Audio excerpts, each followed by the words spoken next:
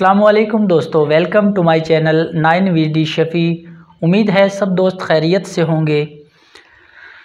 दोस्तों, आज हम एक हदीस नकल करते हैं। हज़रत अब्दुल्ला बिन उमर रज़ी अल्लाह ताला अन्हा से रवायत है कि नबी करीम सल्लल्लाहु अलैहि वसल्लम ने इरशाद फरमाया कि इस्लाम 5 चीज़ों पर मुश्तमिल है। 5 चीज़ें इस्लाम की बुनियाद है, मतलब के सतून हैं। पहला है ला इलाहा इल्लल्लाह मुहम्मदुर रसूलुल्लाह, इस बात की गवाही देना कि अल्लाह के सिवा कोई महबूद नहीं और हज़रत मुहम्मद सल्लल्लाहु अलैहि वसल्लम अल्लाह के रसूल हैं।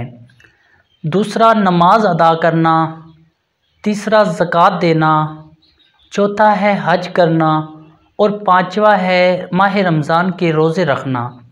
दोस्तों, आज अगर हम मुसलमान तो हैं, पर हम इस बात को देखें कि हमारे अंदर ये जो आप सल्लल्लाहु अलैहि वसल्लम ने इन 5 चीज़ों को सतून करार दिया, क्या हमारे अंदर मौजूद है? ये मेरा आपसे सवाल है। इस सवाल का जवाब कमेंट्स में ज़रूर दीजिए। शुक्रिया।